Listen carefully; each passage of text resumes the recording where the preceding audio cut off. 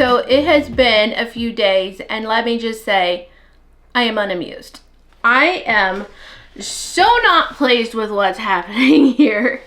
Oh my goodness. It's sometimes the insides can be different than what the top is showing, as in, like, you know, sometimes the alcohol that I spray on it does weird things. So let's just see what the inside looks like. I'm really wishing I just done Moonberry at this point. I am perturbed. Let's see. I guess what I was doing was getting my masking tape pulled up before I put my gloves on. I guess I won't be doing, probably we'll start with the Moonberry blush. The Moonberry bleh is what it's looking like at the moment. But you know what happens every now and again? I've worked with lots of fragrances with vanillin. I can't say I've had any go green like that before. So, it is what it is, you know, sometimes. We'll set that one to the side. We'll work with this one first and see what we think. If it's not looking reasonable inside, I don't know, it may be no longer. I know a lot of people will have differing opinions, but if it's really just this ugly, it serves me no purpose. So I will say that I've kind of delayed working with it and cutting these because I just didn't want to look. I just didn't want to look. So we're not going to judge it on the edge.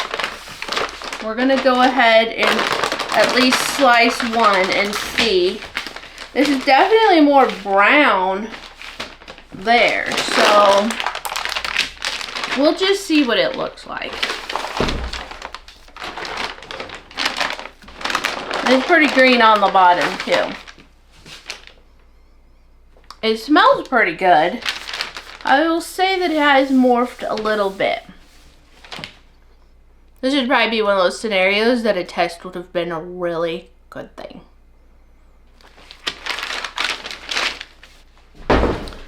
So I'm thinking this next release will not have this soap in it. I have, what do I have going on? I have like, trying to see what I have down there.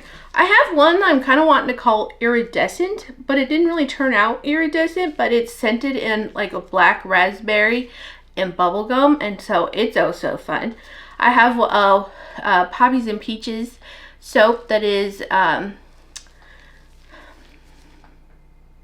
designed after some tulips that I had. I have one called Blue Skies. I think that's what I'm going to call it. I have Espresso Jitterbug is what I call it. And it is coming up. And then I'll have this Matcha Lemonade, I hope.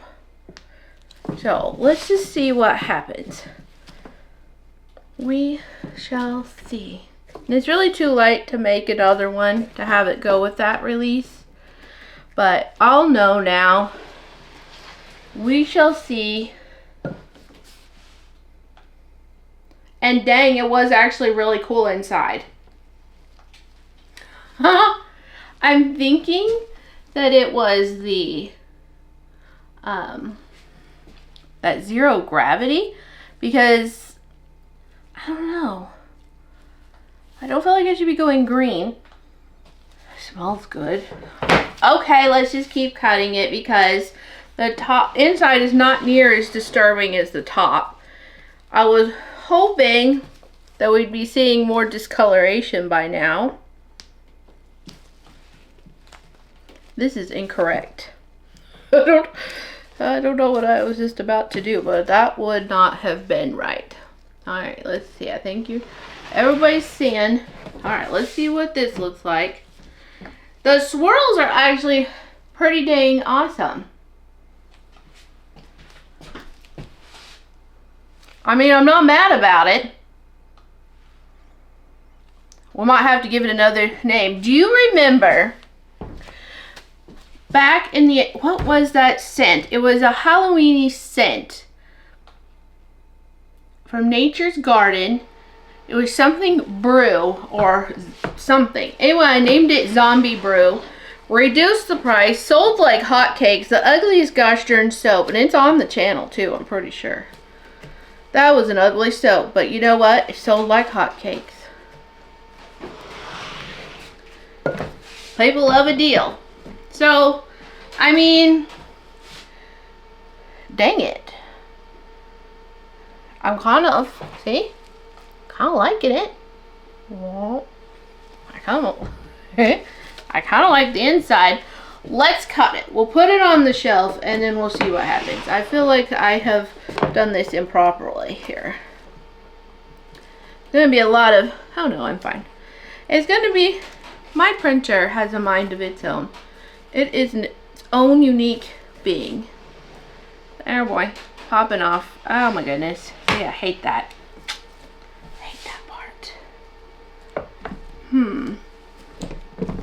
So I really cut that one really bad. I'll just have to do some slicing. This will be my sampler. And I'll just do some slicing. That definitely did not go well. So, I mean, I guess I should show you. See how the edge is a little bit more brown? I was definitely going for black.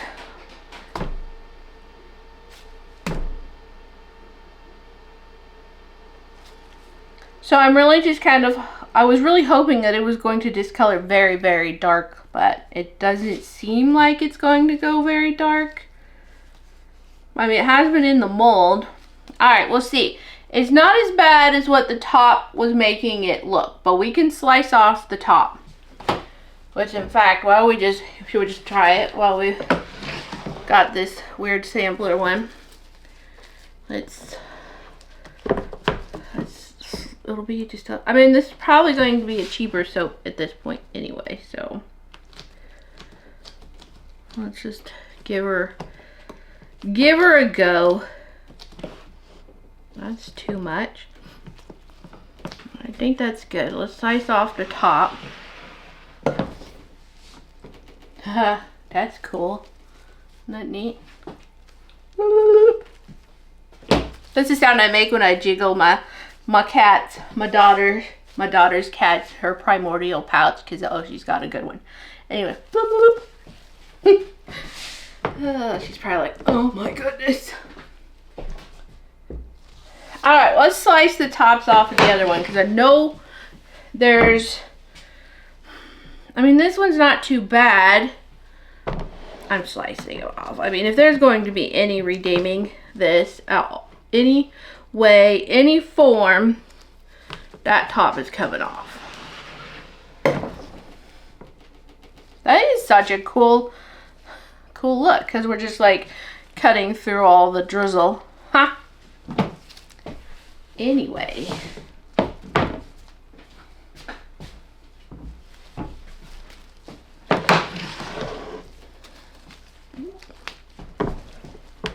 Whoa, Nelly.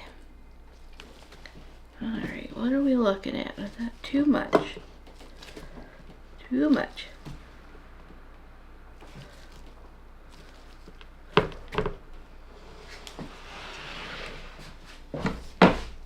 Alright. So now these are looking kind of snazzy. I'll leave that one there because I just don't want to cut it. I mean, it has the thing going for it at the moment, but let's try cutting this thing. We'll see. We'll just see what it looks like. Okay. There it goes.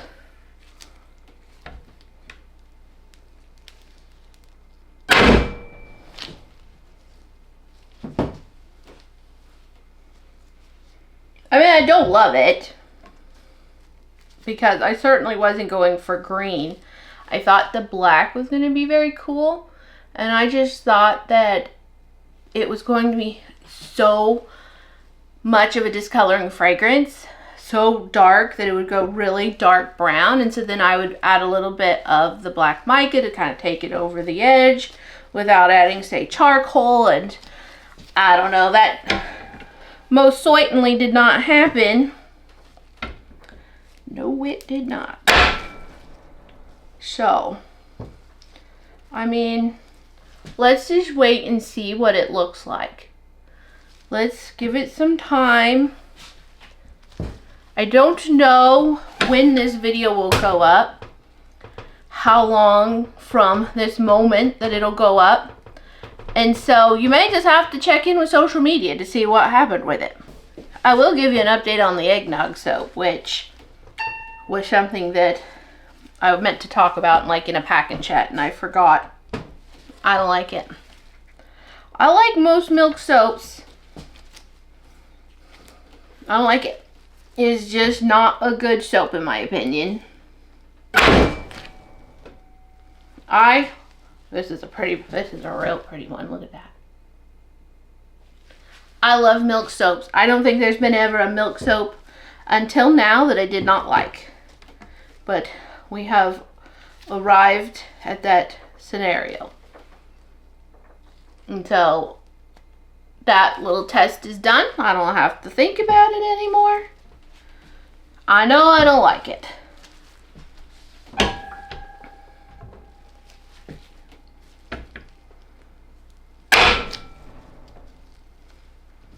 Alright, so I am going to clean up because now I have all this very dark soap on my cutters and everything. I'm going to clean this all up and then we'll be back to cut the matcha lemonade. Here's hoping. So I just dropped most of the bars. I tried to grab the two loaves, I tried to grab them. Everywheres. I ruined a good 4 bars. I don't normally do that. Here's hoping this one's a lot nicer because I'm not sure I could take both of them being weird.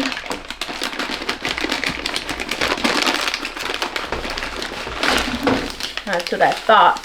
This one spilled quite a bit in layers. So I'll have to do some serious cleaning up there. It was so thin.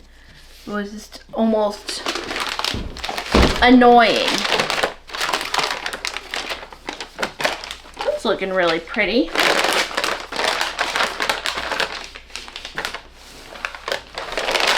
Let's see. I'm definitely getting more springy vibes than just matcha, but hey, that's a pretty color. And we are just kind of in the season where we're thinking daffodils are nice.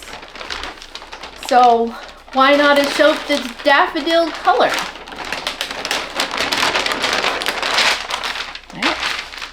See, I think that's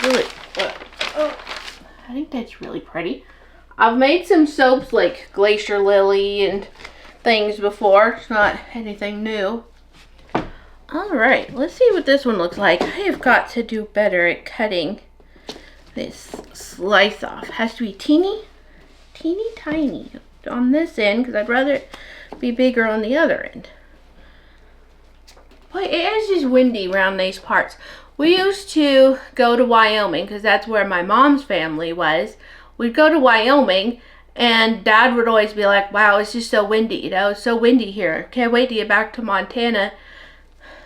Montana has gotten to be very windy. Much unexpectedly windy up here.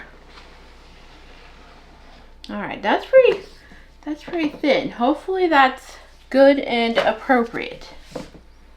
I think we're like this one quite a bit. I was trying to think of what matcha. Maybe I should have added a little titanium dioxide, made it a hint creamy. Should I have done that? Ooh, that's pretty.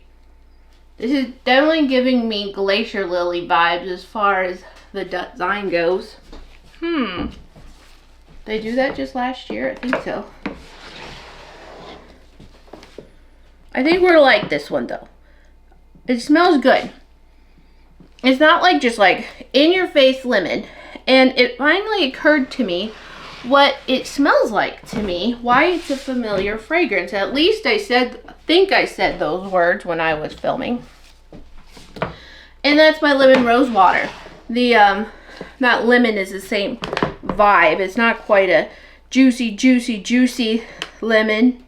More of a earthy lemon vibe. with the matcha. There we go, that was better. That was better. Okay, cool. This one, I do believe, is going to be a success. All right, so let's cut this and see what it looks like inside. I think I'm loving this one. I think this one is cheerful and happy. And I think we're going to be happy with it. Oh yes, cheerful and happy.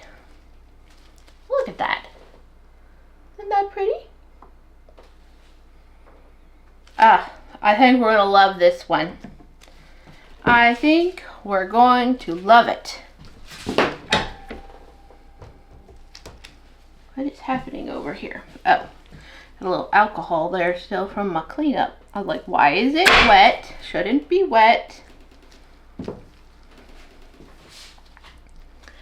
And so I guess I may only have the 5 types of soap available for my next one. I kind of ran out of time with this next release to make a whole bunch of soaps. But I got some good ones in there. I think we have a fun selection. And it being so thin, I don't have any weird color variances, modeling. Sometimes the color, when it's too thin, can have like almost a speckly texture to it, almost like it did migrate like from the titanium dioxide in the mica, but it did not do that at all this time. And so I love it. I love it. You are a good soap. So my last, oh well, I won't worry about that. My last sampler, soap sampler, sold so well. You all really like the little smaller bars. So that's what I've been doing again for this time. And then it'll be only 5 bars probably. I really not feeling the other one is gonna make it. Definitely probably not the sampler. Anyway, this is what I did the last time I did that. And that was incorrect to do. This is my little buds cutter, and this is the one that I use for my samples. So I just realized I don't, oh, I do have some trays. Good.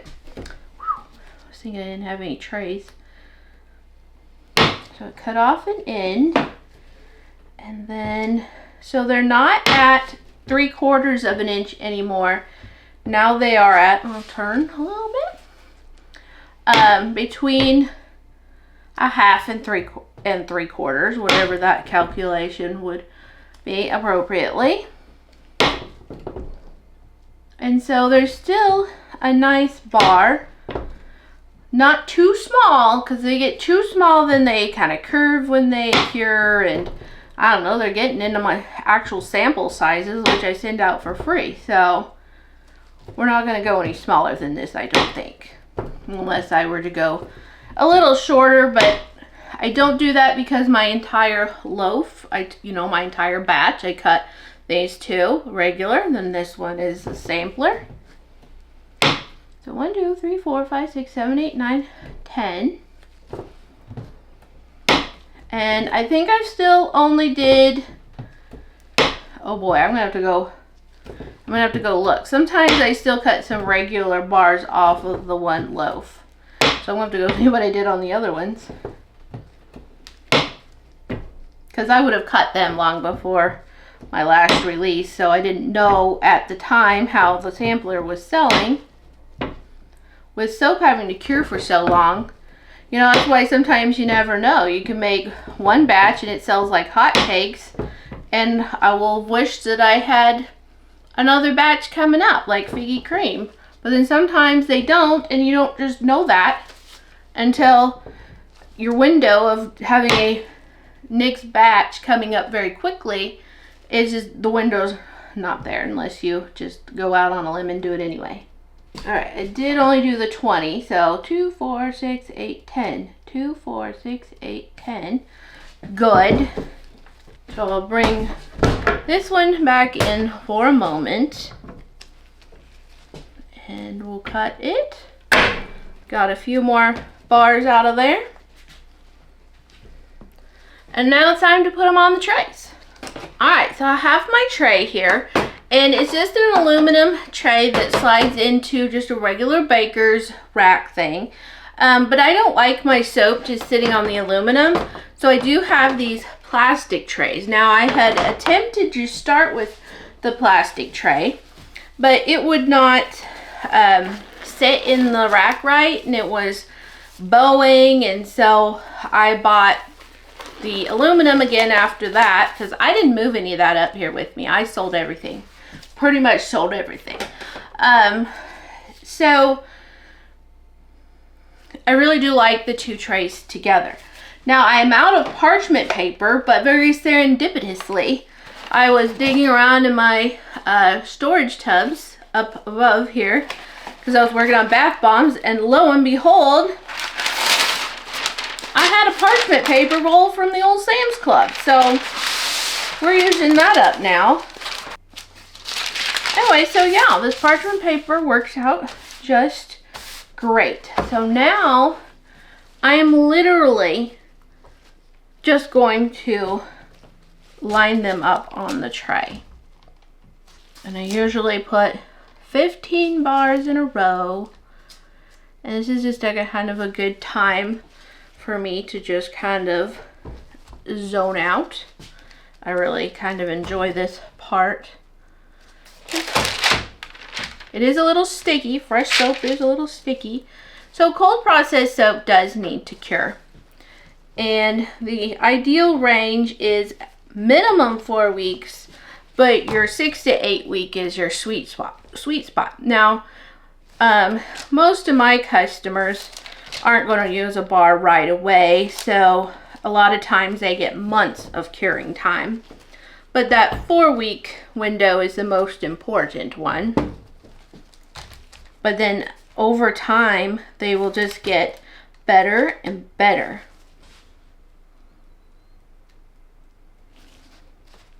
I was wrong. I only do 13 bars. I do 15 bars once they're cured and I can squish them all together.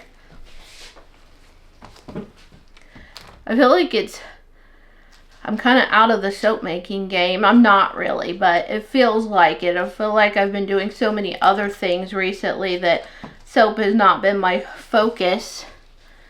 And I'm excited to have a lot more going on again. I love the soap.